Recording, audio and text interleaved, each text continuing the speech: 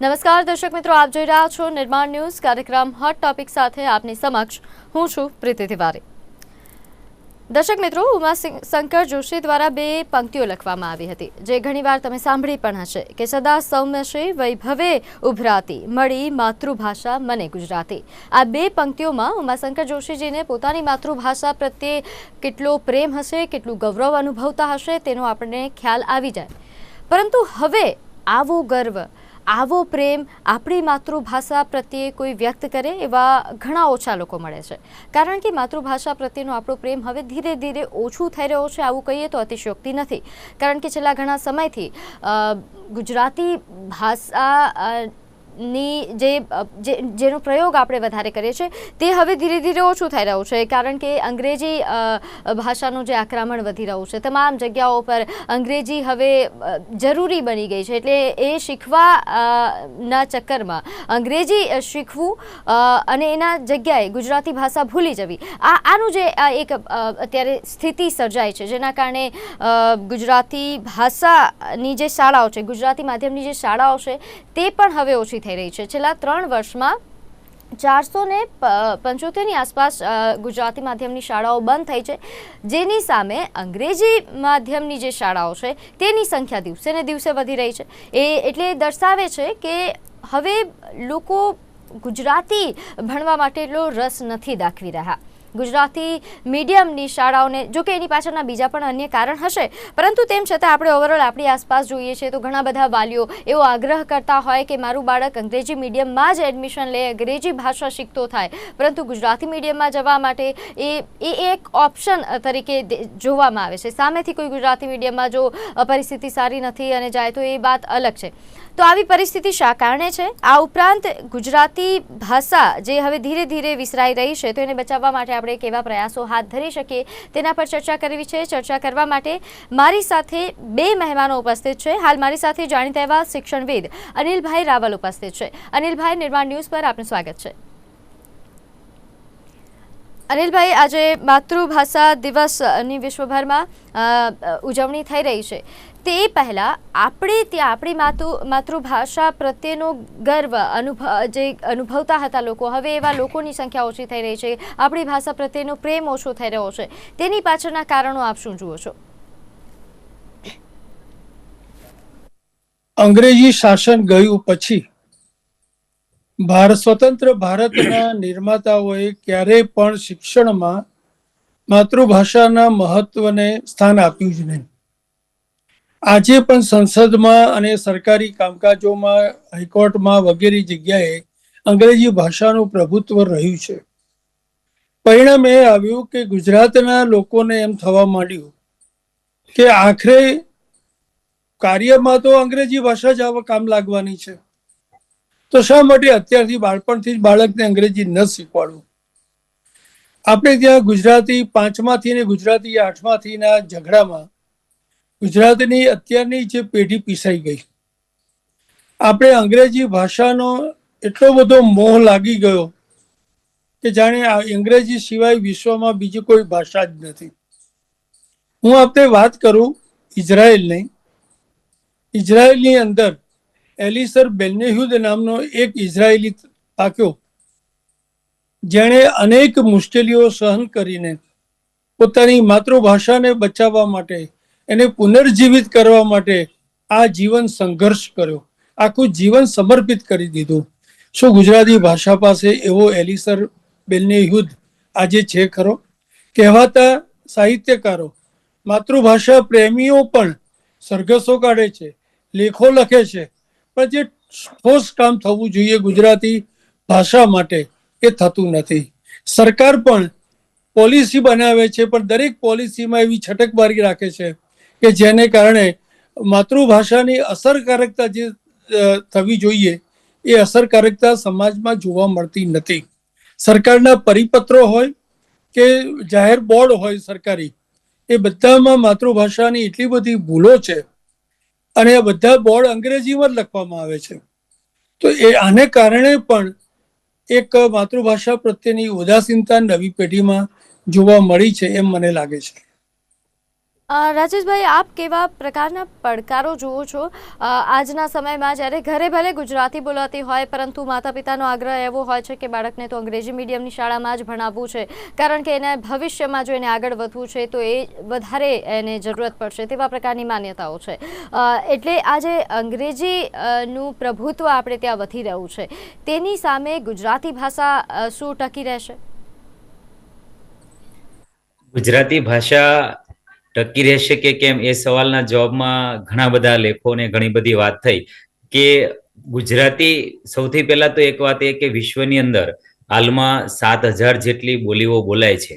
એમાં ટકાવારી પ્રમાણે જોઈએ તો ગુજરાતી બોલનાર લોકોની સંખ્યા કરોડોમાં છે. માત્ર ભારતમાં જ નહીં, વિશ્વના અનેક દેશોમાં પણ ગુજરાતી બોલનારા લોકો છે. એટલે ગુજરાતી ભાષા ટકી રહેવાની જ છે. પણ અનિલભાઈએ જે વાત કરી એ પ્રમાણે જોઈએ તો માતૃભાષાનું જે ગૌરવ અનુભવવું જોઈએ, માતૃભાષા પ્રત્યે જે મમત્વ હોવું જોઈએ અને માતૃભાષામાં સજ્જતા માટે જે કાર્ય થવું જોઈએ તે કામ ખૂબ ઓછું થાય છે, એમ કહીએ તો એ ખરી વાસ્તવિકતા છે. એટલે માતૃભાષા માટે ઘણું બધું નક્કર કામ કરવાની જરૂર છે. આજનો જ મારો લેખ છે, આજે આંતરરાષ્ટ્રીય માતૃભાષા દિવસ, એમાં છેલ્લે એ લખ્યું છે કે મોટી મોટી વાતો તો ખૂબ કરીએ છીએ પણ નક્કર કામ કરવાની જરૂર છે. અને એ પહેલાં અનિલભાઈ એ સમજવું પડશે કે આપણી માતૃભાષાને બચાવી રાખવી એ કેટલી જરૂરી છે, કારણ કે ઘણા લોકો એવું વિચારતા હોય, વાલીઓને ખાસ કરીને, કારણ કે એમના બાળકોના ભવિષ્યની ચિંતા છે, એટલે એમને એવું વિચાર આવે કે આગળ જઈને ગુજરાતી એટલું કામ નથી આવતું, અંગ્રેજી કામ આવશે બધી જગ્યાઓ પર, એટલા માટે એ લોકો આગ્રહ રાખે કે અંગ્રેજી મીડિયમની શાળાઓમાં ભણાવીએ. પરંતુ માતૃભાષા શીખવી, એને સમજવી, એને સારી રીતે બોલવી એ કોઈ પણ વ્યક્તિ માટે કેટલી જરૂરી?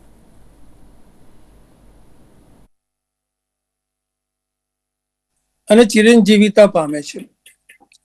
આપણે ત્યાં ન્યૂઝ ચેનલો જે છે, મને માફ કરશો આપને કે હું જરા સ્પષ્ટતા કરું છું કે ન્યૂઝ ચેનલો ઉપર જે સ્ક્રોલિંગ આવે છે પટ્ટીમાં સમાચારની, એની અંદર એટલી અશુદ્ધ ભાષા લખાય છે, ઉદ્ઘોષકો પણ એટલી અશુદ્ધ શ અને શના જે ઉચ્ચારો ખોટા કરે છે. અને અંગ્રેજીનો આક્રમણની ચિંતા કરવાને બદલે હવે આપણે હિન્દીના આક્રમણની ચિંતા કરવાની જરૂર છે. આપણી ચેનલ, જે કોઈ ચેનલો હોય એમાં જોજો, રસોઈ શો આવે છે. એ રસોઈ શો ની અંદર રસોઈ થતા પહેલા ભાષાની ખીચડી પહેલી થાય છે. મહાકુંભમાં અનેક સ્નાન કરો ને તો પણ માતૃભાષાનું પાપ ન ધોવાય એવું પાપ એ એપિસોડો દ્વારા થાય છે. તમે જુઓ કે સાંતળવું, શેકવું, બાફવું એની જગ્યાએ તમે સોતે કરી લો. હવે સોતે કરી લો એટલે શું? તો આવા શબ્દો છે, ડીપ ફ્રાય કરી લો, સેલો ફ્રાય કરો, કટ કરી લો. તો આ શબ્દો દ્વારા આપણે જ આપણી માતૃભાષાનું નિકંદન કાઢી રહ્યા છીએ. એટલે પહેલી દાયિત્વ જો કોઈ હોય, પહેલું સૌથી પહેલું તો એ મીડિયાનું કામ છે.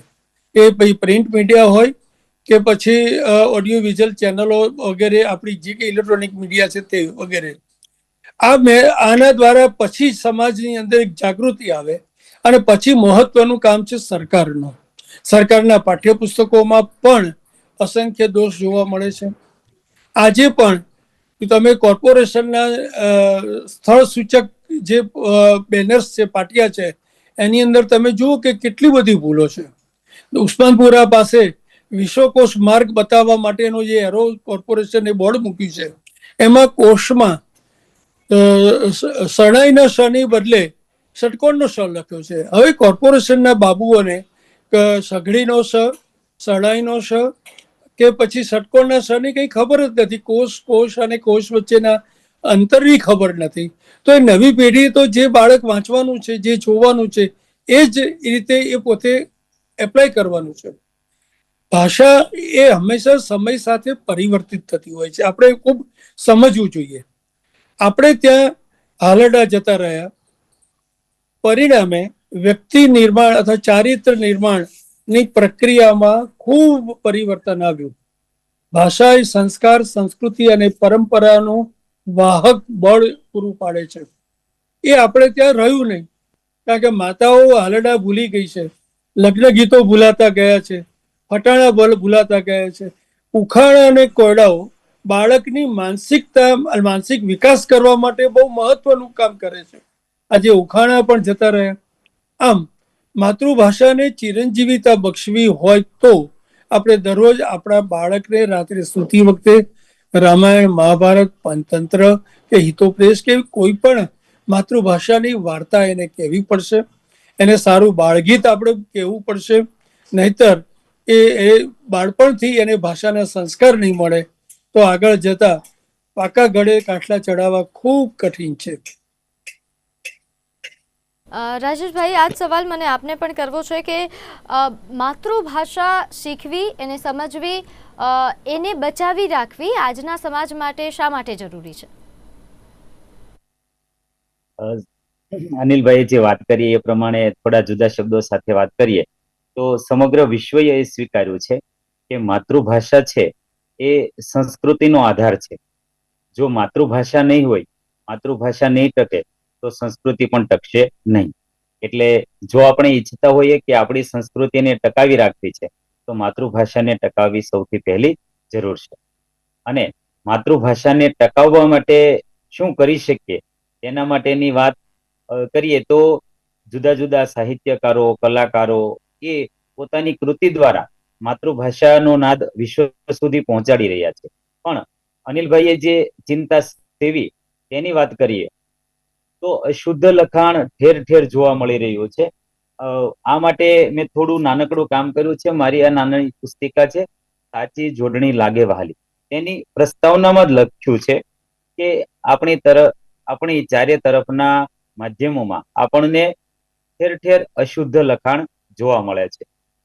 અને છેલ્લા આ મહિના દરમિયાન મેં 3 લેખો લખ્યા છે કે આંતરરાષ્ટ્રીય માતૃભાષા દિવસ પૂર્વે ચિંતન મનન, ત્યાર પહેલા એક એ લેખ લખ્યો કે માતૃભાષા પ્રત્યે મમત્વ જાગે તો ભાષા સજ્જતાના ઉપાયો હાથ લાગે. પહેલાના સમયમાં ટેકનોલોજી એટલી બધી નહોતી ત્યારે કદાચ સાર્થ જોડણીકોશ બધા સુધી પહોંચી શકે એમ ન હતો અને તેને કારણે શુદ્ધ શું અશુદ્ધ શું એ લોકોને ખબર ન હોય અને અશુદ્ધ લેખન કરતા હોય તો એ ક્ષમ્ય ગણી શકીએ. હવે મોબાઈલ દરેકની પાસે છે અને મોબાઈલની અંદર સાર્થ જોડણીકોશની એપ્સ ઉપલબ્ધ છે અને નિઃશુલ્ક છે. તો દરેક વ્યક્તિ શુદ્ધ લેખન કરી શકે તેવો પૂરતો અવકાશ છે. એટલે મેં એ લેખની અંદર પણ લખ્યું છે અને આજે આપના માધ્યમથી દર્શક મિત્રો સુધી વાત પહોંચાડીએ કે અનિલભાઈએ જે ચિંતા વ્યક્ત કરી છે એનો ઉપાય હવે ખૂબ હાથવગો છે, સરળ છે. માત્ર આપણે સજાગ થવાની અને માતૃભાષા પ્રત્યે મમત્વ કેળવવાની જરૂર છે. અનિલભાઈની વાતને સૂર પુરાવીને આગળ વધીએ અને હું વારંવાર કહું છું, મેં ઘણા બધા સેમિનારમાં પણ વાત કરી છે અને ગાંધી બાપુએ આજથી 100 વર્ષ પહેલા સાર્થ જોડણીકોશ લખતી વખતે કરી છે કે અંગ્રેજીની ખોટી જોડણી કરતા આપણને શરમ આવે છે, જ્યારે માતૃભાષાનો વધ કરતા આપણને તેના કરતા પણ વધારે શરમ આવી જોઈએ. અર્થાત કે આપણે માતૃભાષા સાચી રીતે, યોગ્ય રીતે પ્રયોજવી જોઈએ. હવે મેં એક શાળાની અંદર શિક્ષકોનો સેમિનાર હતો અને એમાં થોડા શબ્દો લખાડતા, દીકરો, દીકરી, ગુરુવાર.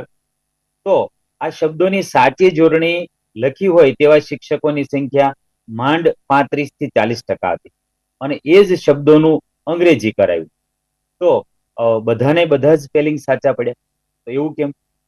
તો એનું કારણ એ છે કે અંગ્રેજી સાચું લખવા માટે આપણે પૂરતી કાળજી રાખીએ છીએ, મહેનત કરીએ છીએ, સભાન રહીએ છીએ. જ્યારે માતૃભાષાની વાત આવે ત્યારે આપણને 2-4 શબ્દો અને વાક્યો મળી ગયા છે. પહેલો શબ્દ છે ચાલે, જેમ લખીએ તેમ શું ફરક પડે? બીજું કે હવે રસ્વ લખીએ કે દીર્ઘ લખીએ શું ફરક પડવાનો છે? આજે આપણી માનસિકતા છે એ બદલાય તે માટે ખૂબ કામ કરવાની જરૂર છે. રાજેશભાઈએ જે ઉદાહરણ આપ્યું એનાથી એવું લાગે છે કે આજના યુવાઓ પર જે આરોપ મૂકવામાં આવે છે કે યુવાઓ માતૃભાષાનું સન્માન નથી કરતા, માતૃભાષા બોલતા નથી, મને લાગે છે કે યુવાઓનો કંઈ વાંક જ નથી. એમને એ રીતે શીખવાડવામાં જ નથી આવ્યું. જો શિક્ષકો જ યોગ્ય રીતે ગુજરાતી નથી એમને શીખવાડી શક્યા, માતા પિતા એમને યોગ્ય રીતે માતૃભાષાનું શું મહત્વ છે નથી સમજાવી શક્યા, તો એમનો શું વાંક છે? બિલકુલ સાચી વાત છે. રાજેશભાઈએ કહ્યું એમાં બે મત નથી. મારો પણ આવો જ અનુભવ રહ્યો છે. આપણી નવી પેઢીને ઘડનાર શિક્ષકોને જે ઘડે છે એવી બીએડ કે પીટીસી કોલેજોના પ્રાધ્યાપકો પણ માતૃભાષાના જ્ઞાનથી અજ્ઞાત છે, કારણ કે એમને પણ નથી આવડતું. જે શિક્ષકને તૈયાર કરવાનો છે એ જો સારી રીતે માતૃભાષા શીખવાડે, એનું ગૌરવ થાય એવી ભાવના એમનામાં પ્રગટાવે એવા અધ્યાપકો પણ નથી. અત્યારે આપણે શિક્ષણ સહાયક અને એવી બધી ટેમ્પરરી 11 મહિનાના કોન્ટ્રાક્ટ વાળા શિક્ષકો અને અધ્યાપકો અને સેલ્ફ ફાઇનાન્સને કારણે ગુણવત્તાને આપણે હંમેશા બાજુમાં મૂકી છે અને એને પરિણામે આપણને સારા શિક્ષકો મળતા નથી. જે સારા શિક્ષકો છે એની કદર નથી. એટલે આપણો સમાજ અને શિક્ષણ વિભાગ પણ સારા શિક્ષકોની કદર કરવામાં ઊણો ઉતર્યો છે. એની સજાગતા પણ નથી.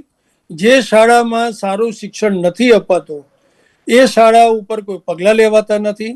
એ શાળાઓના ટ્રસ્ટીઓને પણ પડી નથી હોતી કે મારી શાળામાં ભણતા વિદ્યાર્થીઓની માતૃભાષાનું શિક્ષણ એકદમ ઉત્તમ બને. આપણે એવું નથી કહેતા કે બધાને સાહિત્યકાર બનાવી દેવા છે, પરંતુ જે ભાષા આપણે પ્રયોજીએ છીએ એ ભાષા એકદમ શુદ્ધ હોવી જોઈએ, એનું ગૌરવ હોવું જોઈએ. આ ગૌરવહીનતાનો જે ભાવ છે એ શિક્ષકોમાં પણ છે. પેપર તપાસતી વખતે પણ એમની સૂચના હોય છે કે વ્યાકરણમાં ભૂલ થાય તો ચાલશે, એનું નહીં જોવાનું, એને લખવાનો એનો ભાવ છે કે નહીં, એ સમજ્યો છે કે નહીં. હવે સમજવામાં ભાષાની જોડણી કે ભાષાના વ્યાકરણ પ્રત્યે જો આપણે આવું આંધળું કે આંખ મીચામણા કરીએ તો પછી એ આગળ જતા આવી જ પરિસ્થિતિનું નિર્માણ થાય અને સમાજમાં ભાષા પ્રત્યેની અરાજકતા પણ પ્રવર્તે. આપણે ત્યાં કહેવાતા સુધરતા સાહિત્યકારો પણ ભાષામાં તો શું રસ્વ અને દીર્ઘની રાજેશભાઈએ વાત કરી તો કે એમાં શું ફેર પડે, બોલવામાં તો બધું સરખું જ છે ને. એને કારણે એક પ્રવાહ સમાજમાં બૌદ્ધિક લોકોનો એક એવો આતંક ઊભો થયો કે આ જોડણી ફોડણી બધું તોડફોડ કરી નાખો, એની કોઈ જરૂર નથી, એક જ સરખી જોડણી કરી નાખો, રસ્વ તો બધું રસ્વ કરી નાખીએ. પરિણામે એક આવી સમાજમાં ફેલાયેલી ભ્રામક વાતોને કારણે પણ સમાજના કેટલાક લોકો ગેરમાર્ગે દોરવાયા અને પરિણામે કેટલોક સમય એવો ગયો કે ભાષા પ્રત્યે આવી દુરાગ્રહ રાખવાને બદલે એમણે હંમેશા ઉદાર મત છીએ એમ કરીને ભાષા સાથે ખૂબ છેડછાડ કરી છે અને છેડછાડનું પરિણામ આજની શિક્ષક તરીકેની પેઢી ભોગવી રહી છે. જો શિક્ષકો જાગૃત નહીં થાય અને બીજું સામાન્ય પરિવારમાં પણ જો ચેનલ ઉપર ખોટા શબ્દો આવે છે તો ફોટો પાડીને ચેનલના હેડને મોકલવાનો મારો ચાલુ કરો. જે છાપાની અંદર વાક્ય રચના ખોટી છે, શબ્દો ખોટા આવે છે, તો એ જ ન્યૂઝપેપર ઉપર તમે મારો કરો. હવે તો સોશિયલ મીડિયાનું પ્લેટફોર્મ છે, તરત જ જાગૃતતા આવશે. પણ સામાન્ય સમાજના સામાન્ય લોકોને પણ હવે એમાં શું ચાલશે, આવું તો હોય, આ હીન ભાવના જે નિર્માણ પામી છે એ પહેલા તો આપણે દૂર કરવી પડશે. રાજેશભાઈ, એ પણ જાણવું છે કે જે ગુજરાતી શિક્ષકો છે હાલ એમની પરિસ્થિતિ શું છે, એમને શું પ્રોત્સાહન મળે છે અથવા તો અને શું અત્યારે એવી પરિસ્થિતિ છે કે યુવાઓ ઈચ્છાથી ગુજરાતી શિક્ષક બનવા માંગે? આપે સરસ ખૂબ મહત્વનો સવાલ પૂછ્યો છે. સામાન્ય રીતે ખાનગી શાળાની વાતથી પછી સરકારી શાળામાં આવીએ તો સરકારી શાળામાં તો બધા માટે પગાર ધોરણ અને બધી સરખી વસ્તુ છે, એટલે એના માટે કોઈ પ્રશ્ન નથી. પણ ખાનગી શાળામાં એવું આમ સામાન્ય રીતે એક વાતાવરણ હોય કે જે કંઈ ન ભણાવી શકે એ ગુજરાતી તો ભણાવી જ શકે. એટલે પગાર ધોરણની બાબત જોઈએ તો પણ માતૃભાષા શીખવનાર શિક્ષકોને સૌથી ઓછો પગાર મળતો હોય, એટલે જેમનામાં કાબેલિયત છે, હોશિયાર છે, એ શિક્ષકો બાકીના વિષયો ભણાવતા હોય. એક શાળામાં, સુરતની ખ્યાતનામ શાળા છે, કમસે કમ 5,000 વિદ્યાર્થીઓ અભ્યાસ કરે છે. એ શાળામાં મારો સેમિનાર હતો અને મેં ગુજરાતી અંગ્રેજીનો તુલનાત્મક અભ્યાસ એ વિષય પર 2 કલાક સુધી વક્તવ્ય, ટુ વે સિસ્ટમ હોય, શિક્ષક મિત્રોને આપણે પ્રશ્નો પૂછીએ, એ પ્રશ્ન પૂછે, એ રીતે આખો સંવાદ થયો. અને પછી શિક્ષક મિત્રોને પોતાના પ્રતિભાવો વ્યક્ત કરવા માટે કહ્યું. ત્યારે શિક્ષિકા બહેને કહ્યું કે રાજેશભાઈ, હવે મને ગુજરાતી વિષય લેવાનું આચાર્યશ્રી કે સંચાલકશ્રી કહેશે તો હું હોશે લઈશ. એટલે મેં બીજો સવાલ પૂછ્યો કે કેમ આપ આવું કહો છો? ત્યારે એમણે ફરીથી જવાબ આપતા કહ્યું કે અત્યાર સુધી અમારી શાળામાં એવું લાગતું કે જે ગુજરાતી ભણાવે ને એ શિક્ષકને કાંઈ ન આવડતું હોય ને એ જ ગુજરાતી ભણાવતા હોય, અને જેને ખૂબ સારું આવડતું હોય એ બાકીના વિષયો ભણાવતા હોય. એટલે શિક્ષકોમાં આવી માનસિકતા પ્રવર્તી રહી છે. એટલે અનિલભાઈએ જે વાત કરીને શાળાઓમાં કાયમી શિક્ષકો નથી, અને એ ઘણી બધી બાબત છે. એક નાનકડી વાત કહું કે આમ તો હું ભણતો ત્યાં સુધી મારો પ્રિય વિષય ગણિત રહેલો, અને મેં ગણિતના તજજ્ઞ તરીકે, માસ્ટર ટ્રેનર્સ તરીકે ઘણા વર્ષો સુધી કામ કર્યું. તો સવાલ એ થાય કે માતૃભાષામાં ક્યારથી અને શા માટે કામ કરો છો? તો 2010 થી મેં માતૃભાષામાં આ પુસ્તિકાઓનું લેખન, પ્રચાર પ્રસાર અને વિવિધ શાળાઓમાં સેમિનારનું કાર્ય શરૂ કર્યું. પણ એની પ્રેરણા મને ક્યાંથી મળી હતી? તો મારી નોકરીની શરૂઆત નવેમ્બર 1997 પાલીતાણાની એક શાળામાં હું શિક્ષક, ગણિત વિષયના શિક્ષક તરીકે જોડાયો. પણ પીટીસી ના અભ્યાસ દરમિયાન જોડણીના જે નિયમો શીખ્યો હતો એ દરરોજ કાળા પાટિયા ઉપર લખતો હતો. ત્યારે મારો અભ્યાસ 10+ પીટીસી હતો. મેં 12મું ધોરણ પણ કર્યું નહોતું, કોલેજનો કોઈ અનુભવ નહોતો. અને એ નિયમો વાંચ્યા પછી અઠવાડિયા સુધી તો મેં લખ્યા. ત્યારે ત્યાં ગુજરાતી ભણાવનાર શિક્ષિકા હતા, એમનો MA BEd નો અભ્યાસ હતો. તો એમણે નિયમો વાંચ્યા પછી એક દિવસ વિશ્રાંતિ એટલે રિસેસ દરમિયાન મને પૂછ્યું કે રાજેશભાઈ, તમે આવું ક્યાંથી શીખ્યા? એટલે મેં કહ્યું, અમારી પીટીસી દરમિયાન ઉમાકાંતભાઈ રાજ્યગુરુ આવ્યા હતા અને એમણે અમને આ જોડણીના નિયમો શીખ્યા હતા. એની પુસ્તિકા હતી મારી પાસે, એ મેં બતાવી.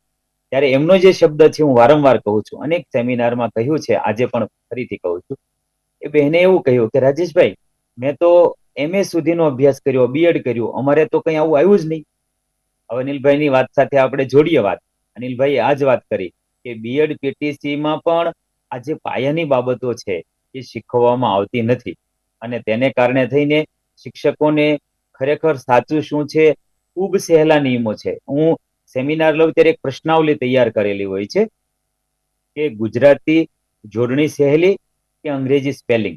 આજ સુધીમાં જ્યાં સવાલ પૂછ્યો છે તો એકાદ બે શિક્ષક એવા મળે કે જે એમ કહે કે ગુજરાતી જોડણી સહેલી, બાકીના બધા જ શિક્ષકો એવું જ કહે કે અંગ્રેજી સ્પેલિંગ સહેલા, ગુજરાતી જોડણીમાં ખૂબ માથાકૂટ.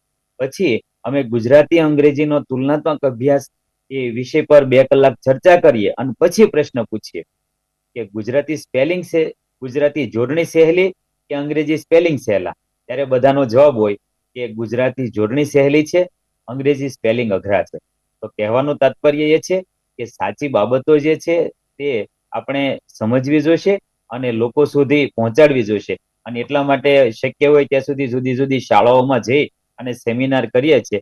રતિલાલ શાહ નાયક એમણે ગુજરાતી, હિન્દી, અંગ્રેજી અને સંસ્કૃત ચારેય ભાષાના જોડણી કોષ લખ્યા છે.